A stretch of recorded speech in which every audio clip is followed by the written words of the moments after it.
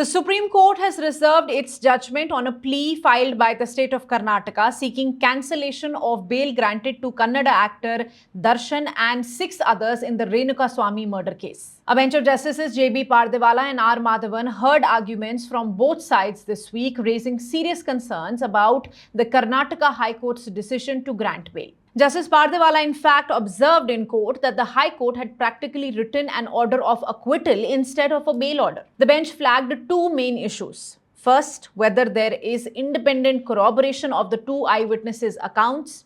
And second, whether the High Court exercised its discretion properly in granting bail in a Section 302 murder case. The state of Karnataka, represented by senior advocate Siddharth Luthra, was asked to take the court through the FIR, CCTV footage, CDR records, serologist report, and the two eyewitness statements. Luthra also submitted that while in custody, Darshan was named in 2 more FIRs and was seen in the company of prosecution witnesses immediately after being released on interim bail. Senior advocate Siddharth Dave, appearing for actor Darshan, defended the High Court's order, arguing that the eyewitnesses' statements were recorded after a 12-day delay and were contradictory. He said that the prosecution was hiding the real story behind the crime and claimed that the charge sheet had no solid evidence to back up the statements made. Dave maintained that the High Court had exercised its judicial discretion and that the order was not binding on the trial court. But the bench did not appear convinced.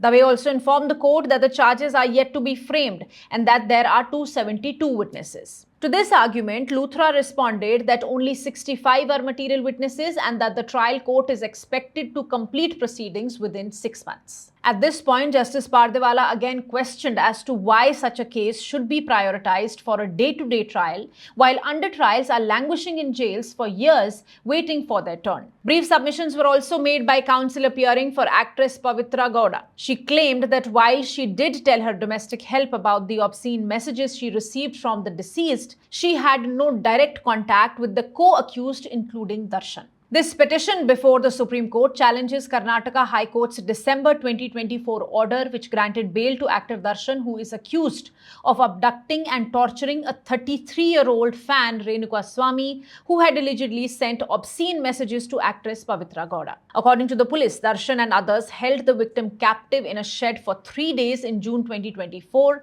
subjected him to brutal torture, and later dumped his body in a drain. The High Court had granted bail to Darshan and others after a Sessions Court had earlier rejected their pleas. The state filed a special leave petition on which the Supreme Court issued notice in January this year. With the Supreme Court's judgment now reserved, the court's ruling could have significant implications for the standards applied by high courts while granting bail in serious criminal cases like murder.